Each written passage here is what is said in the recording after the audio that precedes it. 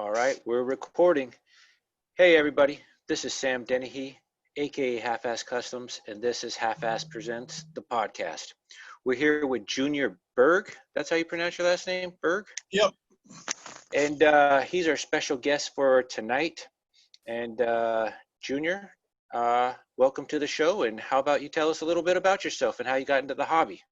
Okay, thank you, Sam. Yeah, my name's Junior Berg, and I guess I got into the hobby before I was even a year old. My dad decided I needed a hobby, so he went out and bought an old Rebel Highway Pioneer kit and put together for me, and that was my first model car before I was even a year old. I got to be about 6 years old when I built my first model. I'm 67 now, and I've been modeling ever since. Even back in high school, with cars and girls and all that stuff there, I still kept on building model cars besides. So I've been at it for a long time. I keep learning everything, new stuff every day. So That's the name of the game, is to never stop learning. You yep, never yep, know everything, and then with today being rapidly changing with the amount of 3D printed parts and new skills being developed, I mean, you'll never be caught up with everything, but you just keep on learning and do as best as you can. yep, yeah, yeah. No, I've been into anything with wheels on it since far back as I can remember. Tonka toys, Matchbox, Hot Wheels. I still got my first Matchbox car I ever bought, and I still got my first Hot Wheels car I ever bought. That's incredible. I don't have So any of that stuff.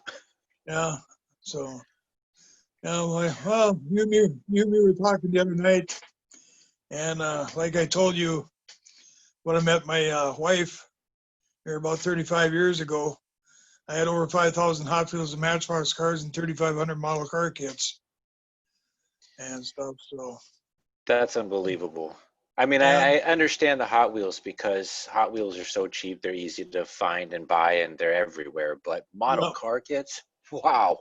yeah, yeah. I know. Like I said, well, then I phone, got computer set up and stuff. Got on the internet and joined this group where I met the guys like Dave Rail, Ken Hamilton, Virgil Suarez, Chester Fesmeyer, stuff like that. And I seen them guys were in HO. I dabbled a little bit in HO, doing diorama stuff, just single buildings and stuff. And they really got me interested in HO. So I kind of switched over from 1/25th scale to HO scale.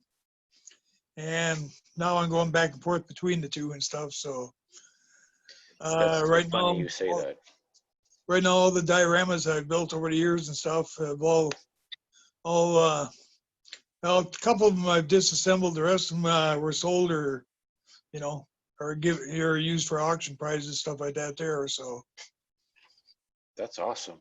Yeah, it's funny you say that you dabble between the two scales because as of last September, I built my first 1/25th scale for the first time in over 10 years oh yeah, because I stopped going to that scale and went into the HO scale as well. And I was hooked in the HO scale ever since.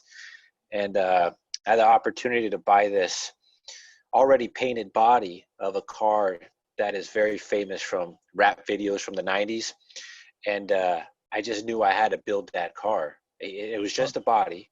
It didn't have yeah, the chassis or the interior, but I knew I could get that. So that was the first car I built in over 10 years in that scale. And yeah, I've been kind of jumping back and forth into that scale, but trying to stay with the 87 scale because I seem to like that scale a little bit more. yeah, yeah, yeah. I got well. You've seen pictures of my Oxford collection and stuff. I was Right. going through a box yesterday. I found 12 more. Oh, geez. I, I got a box in my living room that's marked mini medals. So that one's full of mini medals. It's a pretty good sized box and stuff like this. So I figure I got, criminy, I'd say probably close to 2,000 HO scale cars sitting around the house here.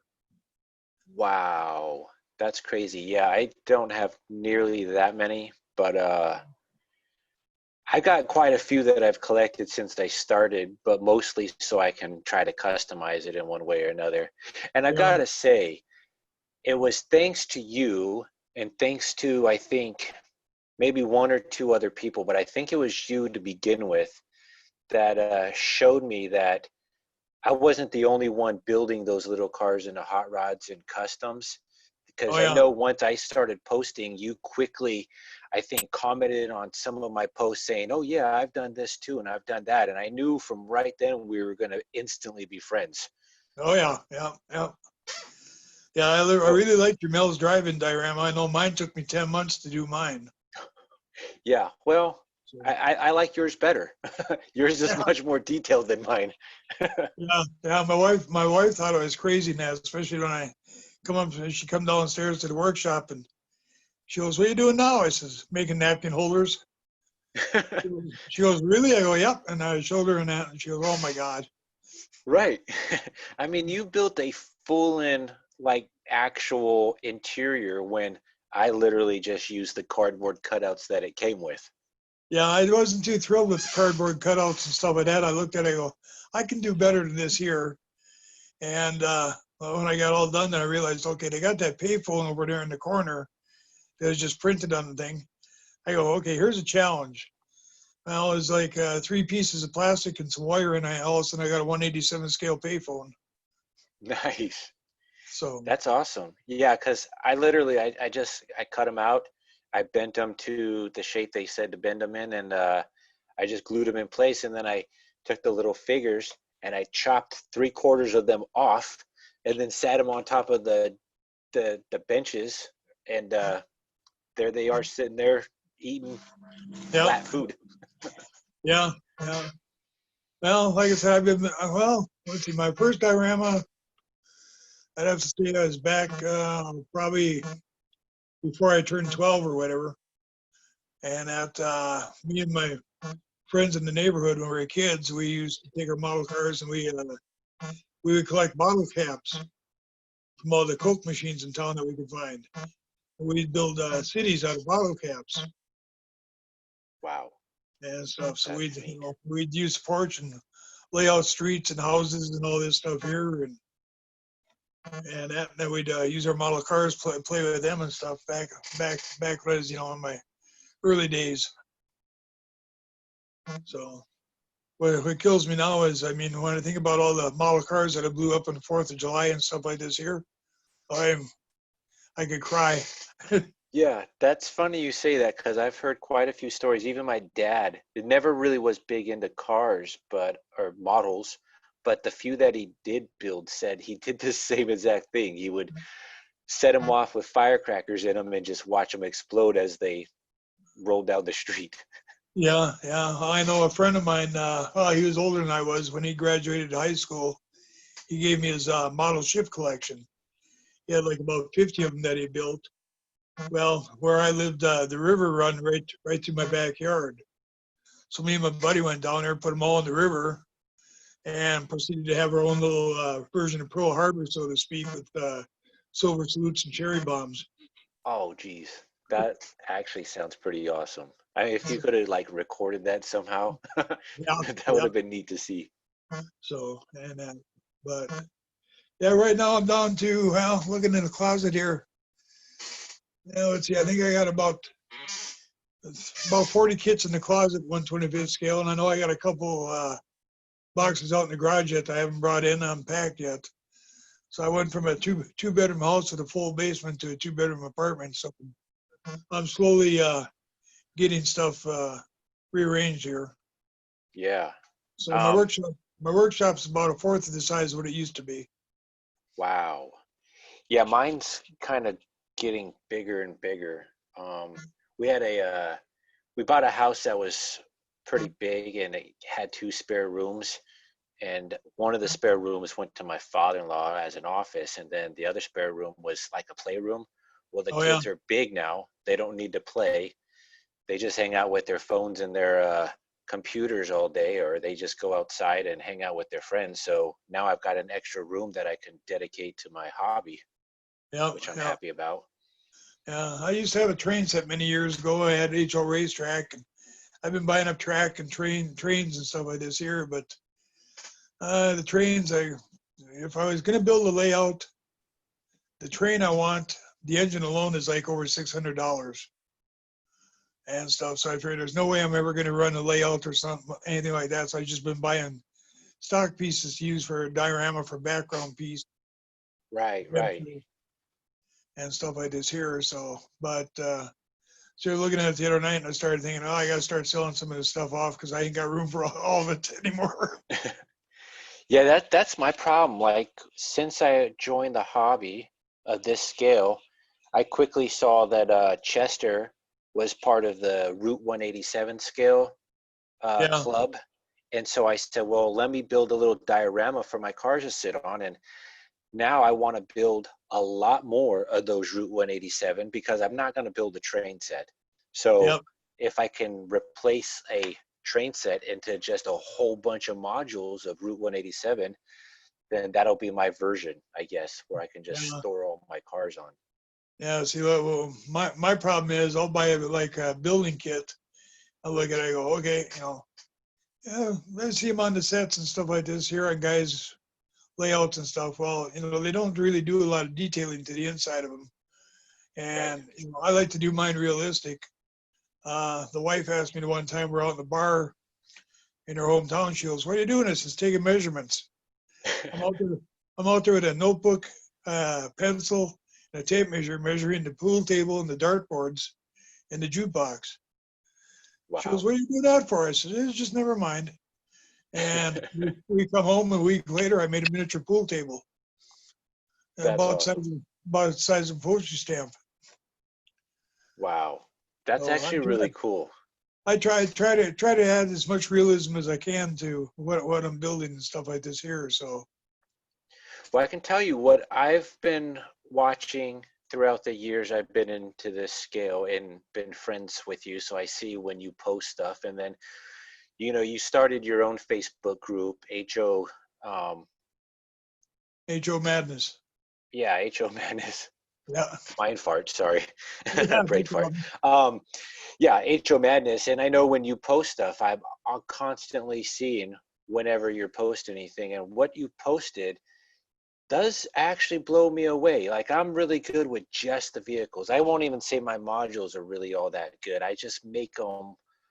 I have the skills to make them look good, even though they're lacking a lot of detail and stuff.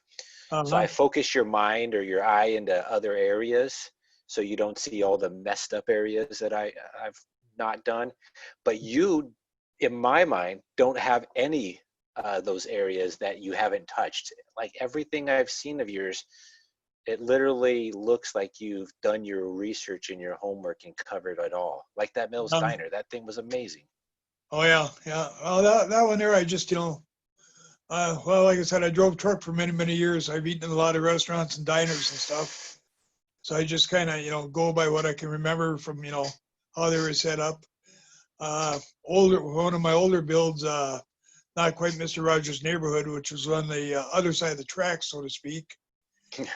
And the Lucky Leprechaun, the what you call a local nudie bar and stuff like that. I mean, I figure, okay, well, I've been in enough places like that over the years, shooting pool, drinking, and stuff like this here. So I just kind of went from memory on stuff like that there and what I thought it should look like and stuff like Right. this.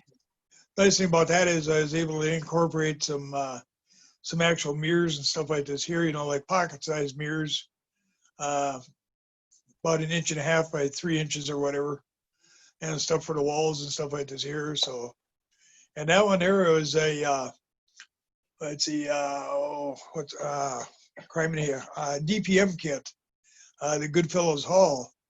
And what I did was I cut the upper story off of it and made it a one-story building. Oh wow. So I was basically kit bashing and stuff like that. If you're, well, anybody can, can put it together, building and stuff.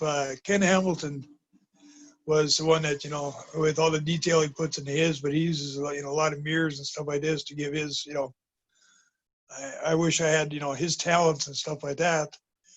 But, Right. Me too. I watch Ken and I watch Chester and I watch Dave, build these modules, and buildings and stuff. And, I learned from them. I bought Ken's book on how to build dioramas. And, I buy every book I can, for different things, so I can learn new techniques or whatever. Right. And I just, I just like to make it look, as realistic as possible and stuff like this. I mean, and everybody can glue together 4 pieces of plastic, put the roof on it, and call it done and stuff like this here. But I like, add a little bit more realism to it. So, when you're looking at it, oh, that's a nice looking building. I was like, oh, wait a minute, what's going on here? What's going on there? Right. You keep seeing different things and stuff like this here. A little bit more action. Draws your eye closer, and you find all sorts of little different details. Yeah, that's exactly it too. Like if you can light it up to where they can see inside, and then you've detailed the interior, that just brings more life to your scene, to your diorama. Yeah. So That's and, awesome. and then a couple of guys got me into resin castings, and I've been playing with that. So. Oh, you're talking about Mike Budd right there. Yeah, he's been trying to get me to resin cast stuff for years, and I still haven't dabbled into it, and it's driving me crazy, but I may never dabble into it if I can figure out how to use my 3D printer. My son bought me one the end of last year, and nice. I haven't mastered it. I haven't actually learned how to really use it. It's, I don't know. I'm 40 years old, but I feel like my brain is much older because I don't want to learn new things. And this 3D printer is definitely a learning curve. Yeah. So, if I had the money, I'd buy a 3D printer too and stuff, but I don't have the computer skills to run the programs for it. So that's exactly my problem. I don't understand it. I've been talking to Joseph that's on our 187 group, and I don't know that I can't say that he's mastered it, but he's definitely figured out how to understand it. Maybe he has mastered it, but I don't talk to him enough to find out what he does to learn how to use it, or I don't know what he did to figure it out, but he's figured it out to where he can take whatever design that's already made and shrink it down to work for what he needs. I'm extremely jealous from him. I went in a couple months back. I went in with the 1/18 scale Beatnik Bandit, and into one of the 3D printing places here, and it would cost me $750 for him to shrink it down to 1/87 scale. What? Yeah, they wanted $750 to do it, and I figured, okay, well, wait a minute. Now I got a Hot Wheels one. I bought the shrinking solution for the mold, so I finally bought myself a laptop so I can go through the YouTube video and figure out how to shrink it down from a 1/87 scale or from a 1/64 scale. Yeah. See how that works and stuff. So, but Mike, I know Mike was trying to get you into resin. Right. I'll give you a hint. You can get the set from Micromark, where you get everything you need for like $40 or whatever. Oh, I got it. Yeah, it's sitting still in the box, doing nothing. Yeah. The nice thing about that is it's 1-to-1 mixture and stuff on your latex, and same with your resin and stuff like this here. Once you do a couple pieces, I mean, you'll be hooked. That's exactly what he said too. He said, once I can get you to actually mold one thing, you won't look back and you'll wonder why you didn't jump into this sooner. Yep. But that's a long to go with this 3D printer. It's something I have to learn how to do, which my brain says, you're learning too much. Stop. Yeah. So, Junior, so you got into 1/87 scale, HO scale. What are the things in that scale that you particularly like more than other things that you don't like? Like, for instance, like I'm keen to like hot rods, customs, lowriders, and that's my niche. That's really all I like to build, and I don't want to really build anything else. How about you? What do you like to build? Well, basically my modeling era ends, I'd say, mid 70s, early 70s, going back. I'm not that much into the modern stuff. Not that much into sports cars, like the Porsches and the foreign cars and stuff like this. I mean, I'm old school hot rodder. You know, That's me too. uh, the white pie crust slicks in the back, Right. flat heads forever as far as I'm concerned. That's Best what I'm motor, concerned with. best motor they ever made, and fenderless. Whatever hot rods, drag cars, race cars. I used to race dirt track. We had a car club here in town that we started back when I was in high school. We raced dirt track for 6 years. So That's awesome. I like doing race cars and stuff like this. And like I said, I like to tear them apart, rebuild them like 187 scale. Have you scratch built a roll cage yet for 187 scale? No, although I have what I need to do so, I just haven't done it. Yeah, I've done a couple of them and stuff. So Well, yeah, um, because you made a dirt track diorama with dirt track cars on it. yeah, well, a lot of the cars I didn't build. I built the diorama, the base, built a couple of the cars. So then I put out uh, the group I was in. I put out, okay, here's the deal. I'm building this racetrack. I'd like to hold a race. I said, anybody want to build a race car? Send it to me. I said, I was following Ken Hamilton's Right. lead with the Yeah, with K&J his, Cruise yeah, when which he did I his absolutely cruise. love. Yeah, my wife thought I was nuts. I mean, for 3 months I sat downstairs with my camera and stuff. I go down there and set the cars up, shoot the picture, move them about 2 inches, shoot another picture, move them a couple inches. I do Yeah, that make it for look like they're moving. yeah, do that 2-3 hours a night for about 3 months and stuff like this. Here we held Jeez. races, and we had a grudge match between Eric Davis and Ken Hamilton. Winner got the other guy's car, and Eric won. Oh, wow. That's I mean, awesome. it was basically a flip of the coin is what it was, and who we decided was going to be the winner on that one there. So I run a fair race. I even went out and made little trophies and sent trophies That's to all so the cool. winners and stuff like this here. So I mean, it's just a ball.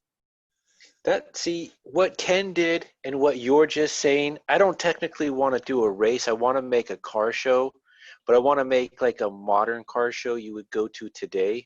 So I Oh want to yeah, make a modern parking lot that's no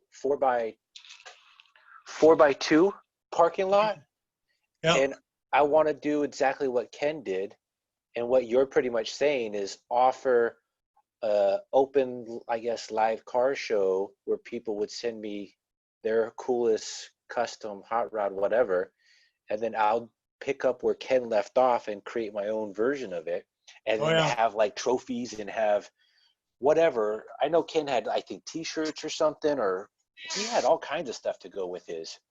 yeah. Ken did some action shots where he was actually on the road traveling to different places and stuff. Went to different shows and brought packed up all the cars and brought along with and stuff like this. Here, I know the one night. Well, I sent him 3 cars.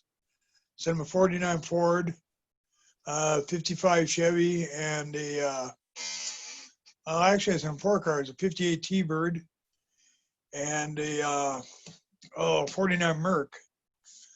And I've the probably Merc, seen all those cars. the Merc and stuff. He used that there in the car wash scene. Yeah. Yeah, he's looking for ideas. I told him, I says, okay, here's an idea for you. I says, me and the wife went to the Lead Sled Nationals down in Des Moines, Iowa. I says, after the prom that night, after the dance we had, we're at this drive-in. Well, there was a '49 Merc there and a Harley Davidson sitting next to it. Well, there's a gal sitting in the '49 Merc. Well, I went over and asked her, I says, is it okay if I, take your picture with the car? Well, she didn't want her picture taken. And my wife got all bent out of shape about it, thought I was putting the moves Right. on this gal. Again, stuff like this is before we're married. So, I mean, she was a little leery and stuff. And then we, big arguments. I was telling Ken, I said, yeah, she got all sorts of whacked out over it. So the scene, That's so I funny. told him about this. So he set up the scene. So that's me in the leather jacket with all the girls surrounding. You see the gal in the shorts and the purse coming. That's supposed to be my wife. So, that's so, awesome. that's the story about that one there. So Which, and in my opinion, is one of the coolest photographs staged ever in this scale. But I mean, I'm obviously more prone to it because I like customs and hot rods already. So, but the way Ken set it up with your suggestion, that was an ingenious photo, in my opinion. I think yeah, that yeah, would look good on any hot rod wall out there yeah. ever.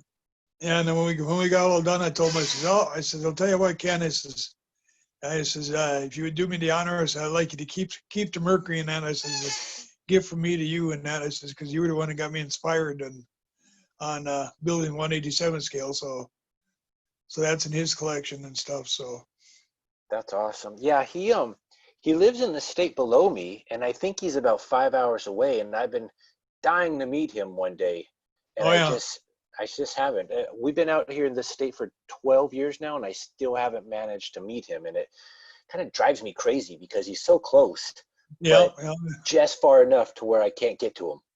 yeah, yeah. I know what you mean. Yeah. But So that's really cool, Junior. I mean, the fact that he got you into it, and you're building stuff that you like, because with so many, how do you say it, with so much product of 187 scale out there, when say you started, even when I started, there wasn't much. So you had to literally take your imagination and turn it into what you saw and what you liked, and you did yeah. it, Well, I know which I back in the 70s, we had a hobby shop over in Moorhead that had a real good selection of trains and 187 scale. And I look at some of the stuff back then. I go, I'm not paying $8 for a car that small and stuff where I can buy a 125th scale kit for the same price right. and stuff. But now it's gotten to the point where 125th scale kits are $25 to $40, and I've built them so many times that I just can't pay that kind of money for them back from back in the days where I only paid $1.50, $2 for them originally. I Yeah, built them exactly. so many times that right now I'm getting to the point where I've added a couple new ones here and stuff that that I haven't that I looked at over the years. I didn't build, but I picked them up. I added them to them. If you're okay, I'll get to them here one day. I got an idea how I want to do it. So, needless to say, they're not going to be box stock. So, Right. Good. Yeah, that seems to be the name of the game now, is that the kits that you could have got cheap back then are so expensive. Like say the highway miniatures, they're not in production no more. So what you're finding out there are old kits from people's stashes that they know what they're worth, and they're trying to get every penny for it, which oh I yeah, understand. I get it, but yeah, I hate the fact that that's what's happening. And then yeah, even the 3D models, like that Ghostbusters car I keep recreating for customers, that thing right now is selling with the highest print, uh, is like 35, almost $40. And that's just the car unpainted. yeah, You still have to paint it with the decals and put all the detailed stuff on it. And that's more than that's more than the 125th scale version of it, yeah, like double. It's yeah. I crazy to know. me. Yeah, I know it is crazy and stuff. So, yeah, But hey, you got to do what you got to do. yeah, this is true. So, yeah. See, another passion of mine is old toys and stuff like that. So every now and then I'll pick up a Tonka truck or something like that here and there and add that to my stash and whatnot. So, Well, I will tell you, your hobby, your passion is a lot more healthier than the alternative, yeah, what you could be doing with it, yeah, gambling or something. At least this you'll have like a legacy of collectibles. I mean, they're going to be collectibles no matter what. So yeah, you have like a legacy of collectibles that, you have with you and in your whole entire hobby room or whatnot, yeah. which is better than just a hoarder hoarding trash in their room. Yeah, that's like about 10 years ago. I had both my kids come over one day. I laid out all my 125th scale stuff on the workbench and told myself, okay, I says, start picking. I says, take what you want. This is what you guys don't take. I said, I'm going to sell. And that's basically what I did. So, Wow. and That's neat. my son looked one day, he was looking around the shop at all the cars and the kits. He goes, so this is basically my inheritance? I go, yeah. I said, you and your sister. This is it. Right. So when I'm gone, you know what to do with this stuff. Yeah, I feel like that's going to be with me too, because my son's not into anything model related. My daughter, I think she only does it to do something different when she's bored. I don't think she really has like a passion for it at all. Although she's 12 and she's a girl, so good luck with really having a passion for hot rods and cars at that age and being a Yeah. girl. But yeah, I feel like they're going to have that same problem. Is when I get really old or I pass on, I'm going to have just so many car related collectibles all over the place that they're probably going to have no idea what to do with. Yeah, yeah. Well, my kids know what my stuff is worth, so I made sure of that. So, Well, I try to tell my kids what they're worth, but I don't know if once I'm gone, they're going to care. They're just going to say, this is too much crap. We need to get rid of it. Let's just take what we can for it. yeah, yeah, I understand that. So, Because you see that a lot in that TV show American Pickers. Like yeah, the kids will inherit their father's stuff, and they don't know what it's worth, and they don't care. Even if they do know, they just want to get rid of it as fast as possible. yep, yep. So, yeah, I know. What's I gonna say? Well, my son's built a couple of cars and won trophies with him. In fact, the one car even got featured in Scale Auto in the contest Oh, issue, that's awesome. and that was Good back for him. well, way back when he was in school, and he's like 42 years old now, got his own family and stuff. Right. But I gotta admit though, he's got a lot of talent. He's an artist. Oh, He, that's he neat. does he does freehand drawings and stuff. So, Wow. out in my living room, I got a lot of stuff that he. I showed him a picture, some of the Pink Floyd pictures and stuff off their albums. Right, And right. I told him, I said, I'd like to have a copy of this and that. And he sat down and draws it up for me and whatnot. So, That's pretty cool. and then That's my neat. daughter, when she was in high school, well, let's see, she was 12. Yeah, she was 12 at the time. She wanted to build a car. So we sat down with the same kits with the AMT 49 Fords. Yep. And, I showed her what to do. She sat next to me and we both built the same car. I Oh, that's customized neat. mine a little bit and she built hers pretty much out of the box, semi-mild As they kind do. of. And, I helped her drill the holes for the spark plug wires, but she did all the work herself. Perfect paint job. First time she's ever spray painted and come out just perfect. Wow. And, That's that, she, awesome. and she's looking at my bench one day. She goes, Dad, she says, I want to use these tires here. I go, oh, really? She goes, yeah. I says, I think they look neat. She grabs them.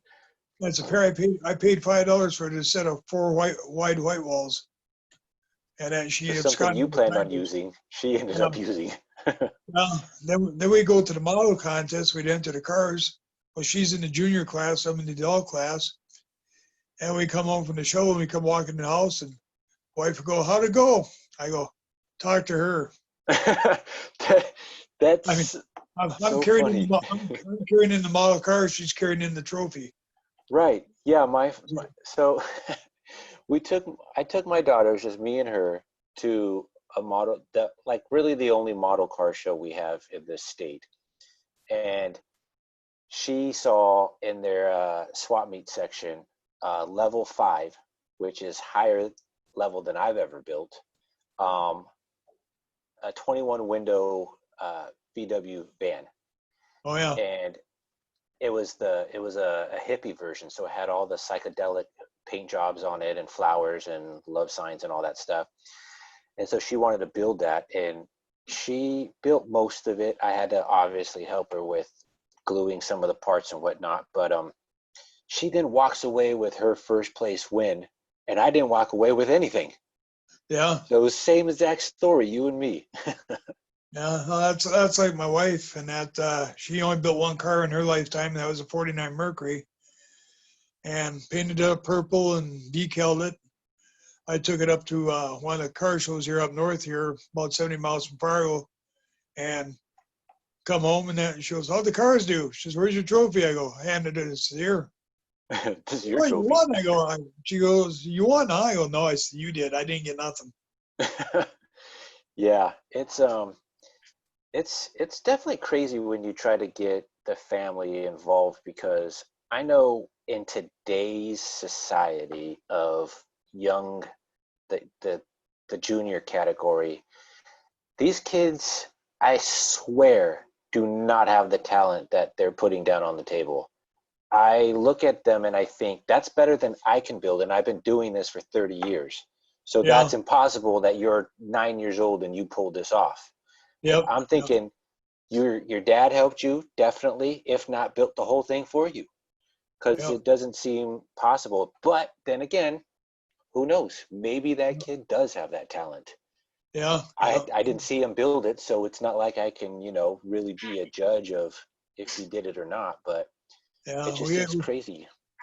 We had a couple brothers in our model club back in the '70s that brush painted everything, Oh wow. and you couldn't see a brush mark anywhere. It looked like they had spray painted it.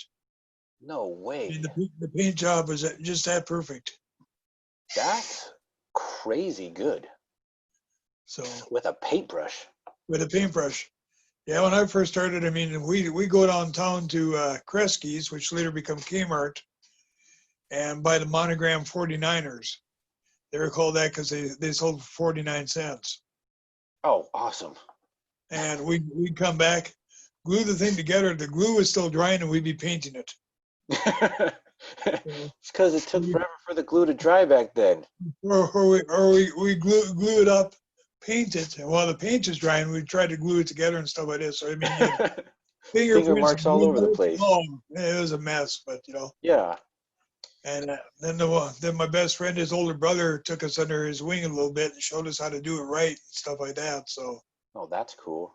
I didn't have anybody to show me how to model. Basically, well, I guess I kind of did, but I started back in '93. And I know Lowrider Magazine came out with a two-part magazine, which was lowrider bikes in the front and lowrider cars, model cars in the back. And oh that yeah, was in '93, the fall or winter of '93 was their very first issue of that version of the magazine. And I saw that and it blew my mind. Like, I was already a lowrider fan, so it blew my mind you can turn model cars this big into lowriders. So I was hooked. Like, you threw the line out, I grabbed it, and I was hooked forever. I'm still yeah, hooked today.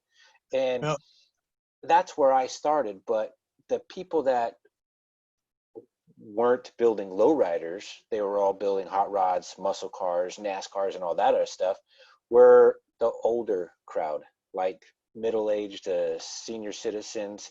And I joined a club full of them.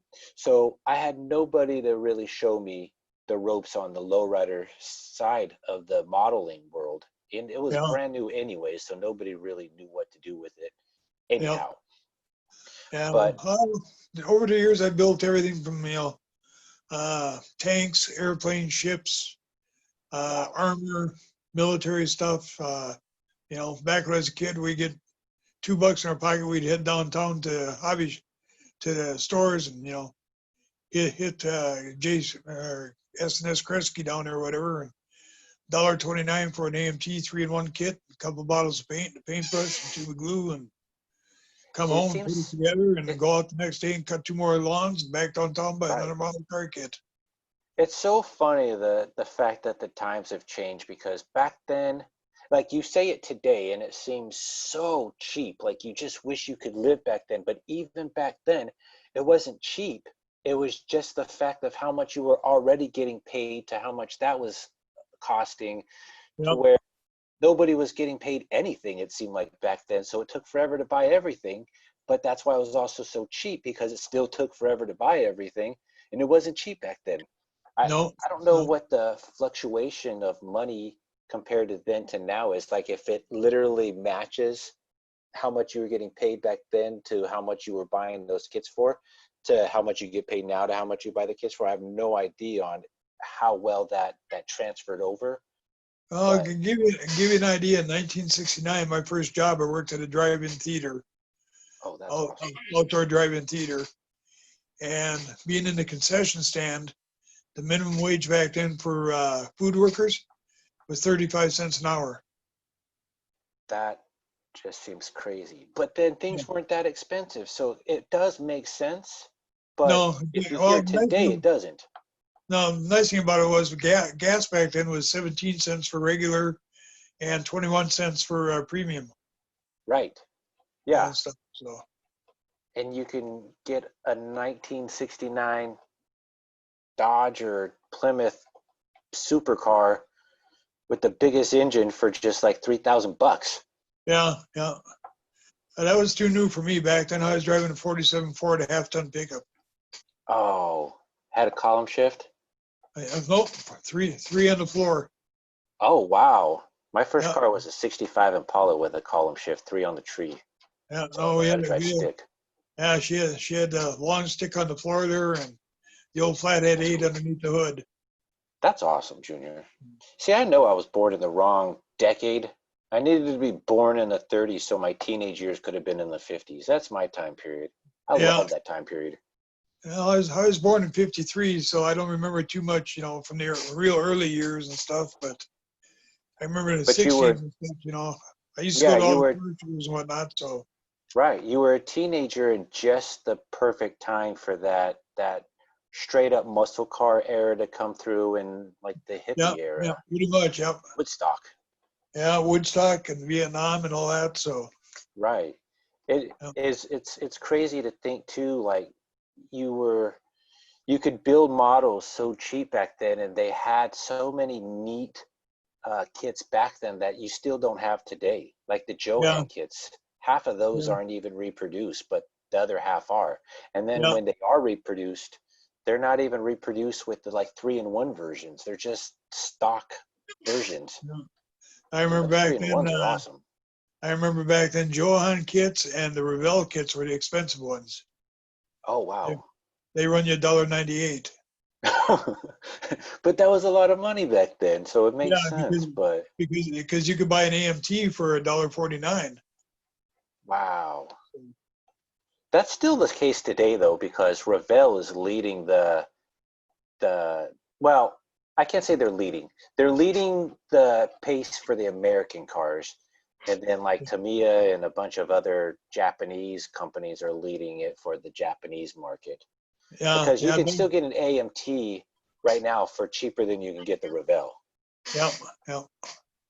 So it's funny that it's still the same way. Like they kept their classes at the same level and never really surpassed themselves.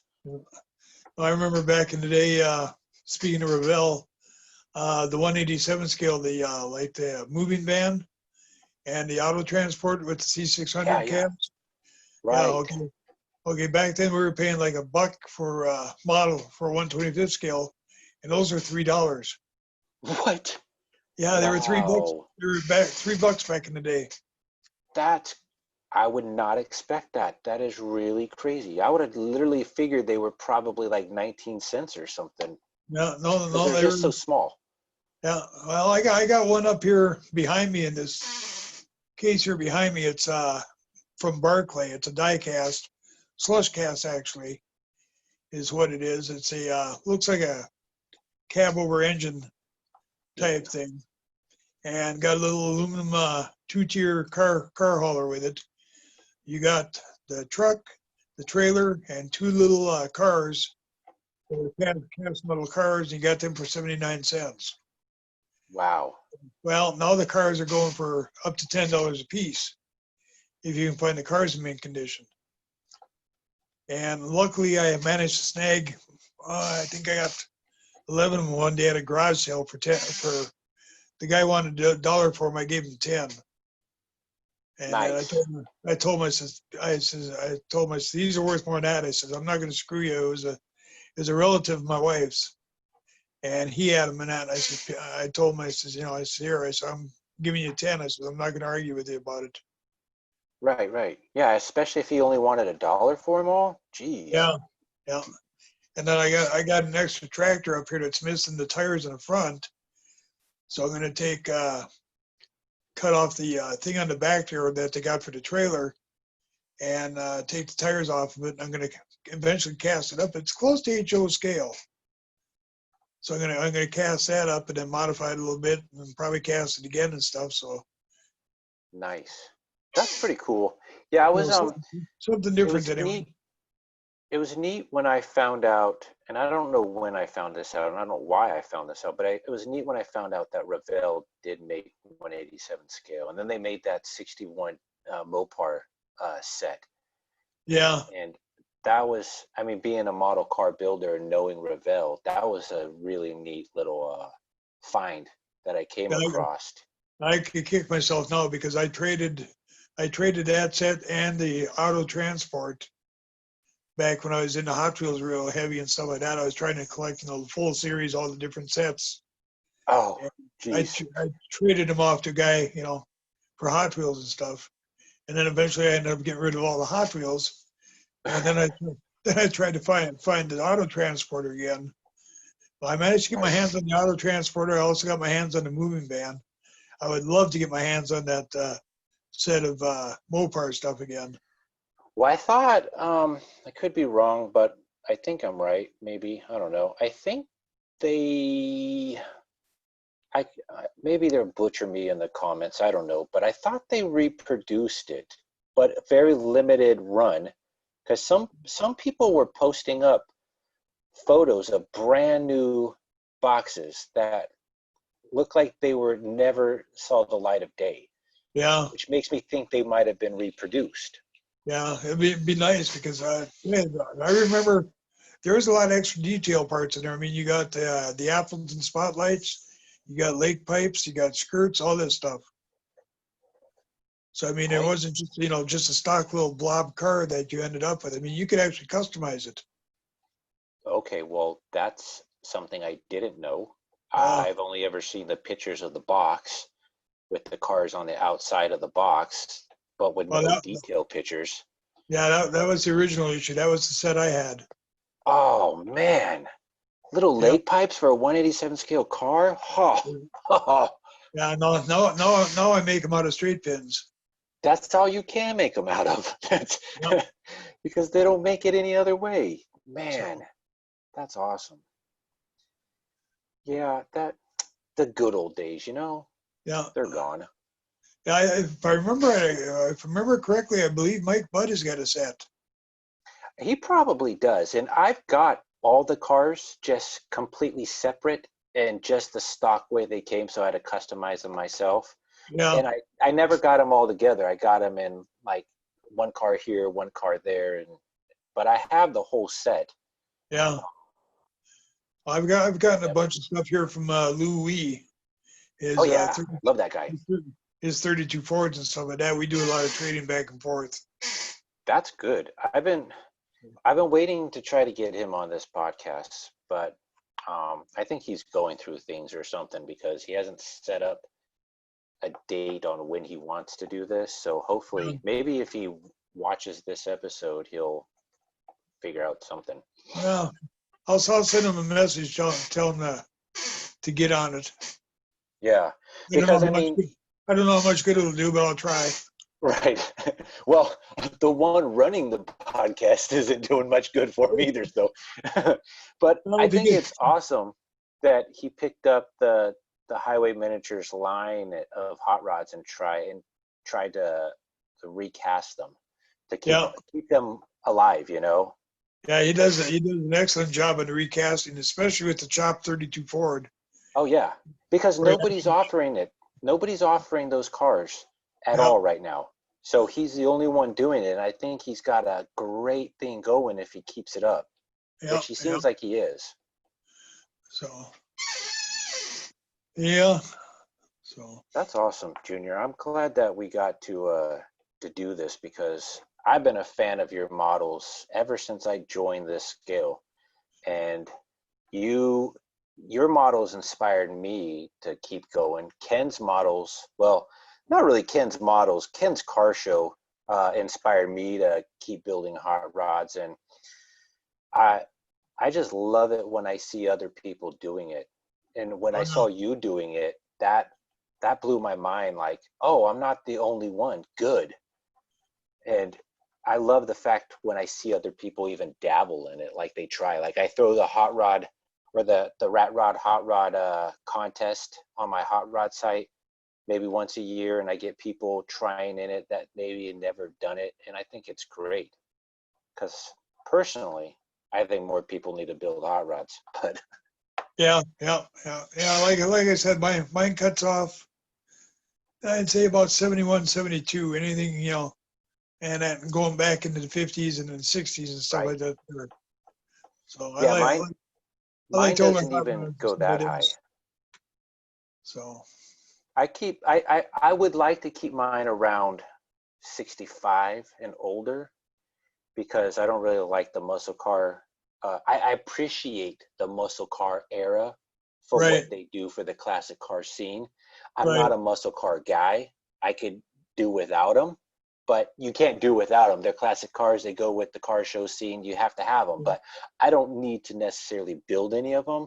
I like hot rods from 1930s and up and customs from 1950s and 60s, and then the lowrider. So the only new thing I would do is maybe like the new customizing of pickup trucks, or like I do the slam dualies from yeah, RPS.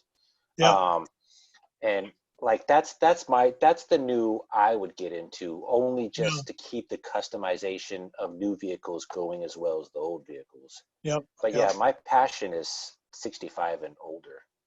yeah. Yeah, I just try to do like what I remember growing up with, back when I was a kid in high school and stuff like that there. So I try wish to, I could say I do what I grew up with there. because I wasn't born back then. And so, Well, that's cool, Junior. I'm glad that we got to talk. oh yeah, Um, I think we probably covered everything that's important. I think How so. you Yeah, got into it, what your likes are, yeah. and what keeps you going. Um, Anything else you want to talk about, or you think that's No, good? I think that's about it. I think we're probably going to Cool. be boring people here if we keep going too far. I mean, yeah, because what we like isn't necessarily what everybody else likes, and I can Yeah, tell you it's what most people in this little scale hobby of ours aren't really into. yeah, yeah. So, But I'll get those people on too, so they can maybe bore me why they're talking about their passion, yeah, but enthuse everybody else listening. yeah. Well, I'll tell you what. Once I get the rest of the shop straightened up here a little bit and stuff like this here, maybe we can do another time. We can just do a virtual tour of the shop here. That'd be awesome. I mean, that's what this podcast is really for. I'm trying to get people to get to know the modeler that you or anybody else I'm talking about and their passion for the hobby, and to show us whatever they want to show us within this little scale hobby. So yeah, Yeah, we can definitely do this in the future once you get set up and whatever. Just keep this yeah, app 'cause we got a little bit of good to wall go. room left in here that I haven't put up any pictures on yet. So, Awesome. but Yeah. I still got to hang some artwork yet. Well, whenever you're ready to do that, I mean, take your time. Obviously, don't rush. But Oh you, yeah, whenever you're ready, just let me know, and we'll do another video. you can kind of see the wall there behind me. Yeah, That area up there, I got some pictures I want to put up there and stuff. Right, that's right now cool. on the bench, right now on the bench, I'm working on this here. So hopefully you can see that. That Oh, the big boy. real big boy. Yeah. Yeah, that's cool. Oh, I've been thinking about making a rat rod steam engine. I don't know how I'm gonna do that though. I think maybe get like an N scale boiler on top of those HO scale wheels and Oh tap yeah. the boiler in between the wheels somehow. Uh-huh. It'll probably look stupid, but Yeah. you never know. I got this other one where I took that. What was it? There was a oh glass case for my reading glasses, and I took the top half of it and took the filled in the back end and stuff, made a tanker out of it. So here it is on an Athearn chassis. Oh, that's cool. That seems to be the go-to thing. Those and lighters. handheld lighters seem to be the go-to things for tankers, I noticed. Yeah. So yeah, I started looking at it. I go, okay, well, I got two pieces, so I can make a short one. I can make a long one and stuff. And this one here's this one's a short one, Oh, as you that's can neat. see. For the pin on there, I just took a small screw and put in there. Hey, I that don't know works. if you can see it or not. Yeah, yeah, yeah. Yeah. That's And then neat. I got this old Rio cab over that I bought from somebody. He had some up for sale, made him an offer, and the tire works. So I got like I think it was like 15 different models and stuff like this here. I've been recasting them. Oh, that's awesome. All So, of them are those co's, and well, COEs? I got the cab over. I got I think there's an international. There's some cars and stuff like this here. So there's like a Oh, 48 okay. Woody, some old Pontiacs, all sorts of weird stuff. So Nice. the only Yeah, problem is the tires are too thin on them. So I got to figure out new tires for them and stuff. So yeah, good luck with that. That's my well, biggest thing is tires. I got some from alloy forms and stuff like that off the 49 Ford. Yeah. I figured those should work. Yeah, I know Lou created a bunch of tires that came off of the Jordan Highway Miniatures, Yeah, which yeah, are great for like non-hubcap tires yeah, yeah. because the other side is just like a 1940 Ford hubcap and steel wheel. So you Yeah. don't want that on every single car. No, no. So the non-hubcap rim works pretty well on certain things. Yeah. So That's awesome, Junior. I'm glad to see that you're still building. I'm glad that we got this interview done.